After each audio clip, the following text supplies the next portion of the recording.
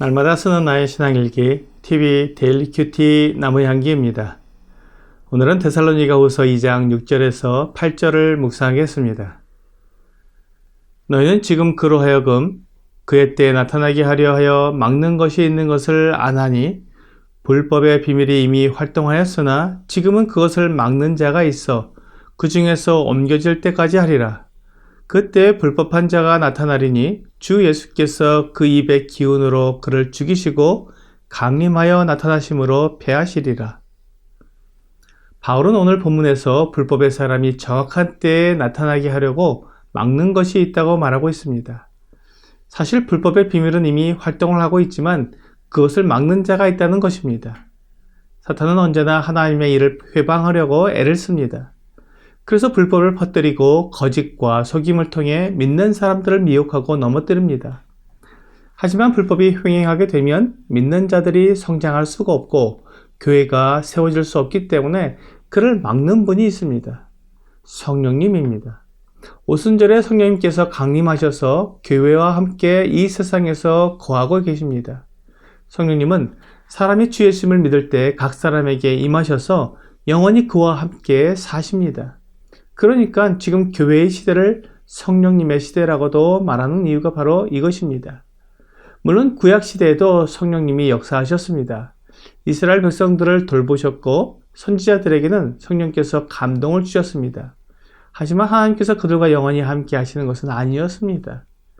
필요에 따라 사람들에게 임하셨다가 때가 되면 다시 그들에게서 떠나셨습니다. 그러므로 구약 시대를 성령님의 시대라고 말하지 않고 율법 시대라고 말합니다. 성령님의 역사보다는 율법이 사람들을 지배하던 시대였던 것입니다. 이렇게 교회는 성령님의 강림으로 시작되었고 성령님의 역사로 말미암아 성장하고 유지되고 있는 것입니다. 그러나 이제 교회가 주 예수님께서 공중에 오셔서 끌어올려질 때 성령님도 이 세상을 떠나 교회와 함께 하늘로 올라가실 것입니다. 그렇게 되면 이 세상에 성령님의 역사를 보지 못하고 사탄도 그를 막는 분이 없어졌기 때문에 사람들의 마음을 미혹하고 넘어지게 만들며 대대적으로 사탄이 세운 불법의 사람을 따르게 만들 것입니다. 우리는 지금 이 시대에 교회가 이루어지고 수많은 사람들이 복음을 듣고 구원을 받는 것이 사람들의 노력과 애씀으로 된다고 생각하기 쉽지만 이 모든 것이 하나님의 은혜임을 기억해야 합니다. 성령님께서 불법의 사람을 막지 않으시면 그의 미혹에 넘어가서 진리를 알지 못하고 거짓에 속아 아무도 구원받지 못할 것입니다. 하나님께서 그것을 아시기 때문에 성령님을 보내주셔서 사람들을 보호하시고 진리를 믿고 따를 수 있도록 도와주시는 것입니다. 마태복음 24장 23절과 24절은 그때 사람이 너희에게 말하되 보라 그리스도가 여기 있다 혹은 저기 있다 하여도 믿지 말라. 거짓 그리스도들과 거짓 선지자들이 일어나 큰 표적과 기사를 보여 할 수만 있으면 택하신 자들도 미혹하리라고 말씀하고 있습니다. 이 말씀에서도 거짓 그리스도들과 거짓 선지자들이 나타나서 사람들을 미혹합니다. 할 수만 있으면 택하신 자들도 미혹하는 것입니다. 이스라엘 백성들도 이와 같은 미혹에 넘어가 거짓 그리스도를 좇으며 진리에서 멀어질 것입니다. 이것이 사람의 모습입니다. 사람들은 하나님을 만나고 하나님의 능력과 신성을 보게 되면 절대로 하나님을 떠나지 않을 것이라고 말합니다.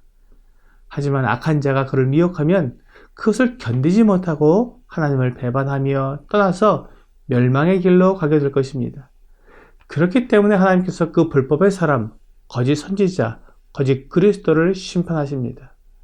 그들이 사람들을 미혹해서 그들이 정말로 하나님을 믿고 따르는지 시험하시지만 사람들을 보호하시기 위해 그 불법의 사람을 심판하셔서 영원한 멸망에 던지실 것입니다. 성령님께서 그를 막으심으로 그가 나타나지 못하다가 교회가 공중으로 들림받아 주 예수님께로 간 후에 주 예수님을 믿지 않는 사람들과 남아있는 이스라엘을 미혹하여 하나님을 대적하게 만드는 것입니다. 그리고는 주 예수님께서 이 땅에 재림하시게 되면 그 불법의 사람을 붙잡아 심판하시고 멸망에 던져 넣으실 것입니다. 이것을 아는 것이 중요합니다. 우리가 불법의 사람과 그리스도를 정확히 분별하는 것이 필요한 이유는 그 결과가 극과 극으로 다르기 때문입니다. 그리스도를 따르는 사람은 영원한 생명으로 구원받게 되지만 미혹을 받아 불법의 사람을 따르게 되면 그는 멸망하여 영원한 부끄러움에 들어가게 됩니다. 우리가 믿고 따라야 할 분이 누구인지 알려주시고 우리로 하여금 고요하고 단정한 가운데 주님을 믿을 수 있도록 도와주신 분이 성령님이십니다. 그러므로 지금 주님을 믿을 수 있을 때 믿음으로 나아와야 합니다. 고린도후서 6장 2절은 이르시되 내가 은혜 베풀 때 너에게 듣고 구원의 날에 너를 도왔다 하였으니 보라 지금은 은혜 받을 만한 때요 보라 지금은 구원의 날이로다고 말씀하십니다. 하나님께서 도우시고 은혜를 베푸시는 때에 그 은혜를 거절하지 말고 받아들여야 합니다.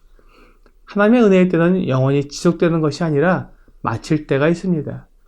불법의 사람을 막으시는 분이 교회와 함께 올라가시는 날 이제 이 땅에는 은혜가 사라지고 불법과 거짓이 난무하며 무엇을 믿고 무엇을 따라야 하는지 알 수 없는 극히 어두운 시기가 찾아오게 됩니다. 그때는 너무 늦습니다. 은혜를 받을 만할 때에 받아야 합니다. 히브리서 3장 7절과 8절은 그러므로 성령이 이르신 바와 같이 오늘 너희가 그의 음성을 듣거든 광야에서 시험하던 날에 거역하던 것 같이 너희 마음을 완고하게 하지 말라고 말씀하십니다. 하나님께서 우리에게 복음을 들려주시는 오늘 회개하고 하나님께 죄 용서함을 받아야 합니다. 주 예수님은 그것을 위해 십자가에 달려 모든 고난과 수치와 모욕을 다 당하셨습니다. 그렇게 해서 우리를 구원하신 것입니다. 지금도 불법의 비밀이 활동 중이기 때문에 온전한 복음을 가로막고 거짓 복음과 번영 복음으로 사람들을 미혹하고 있습니다.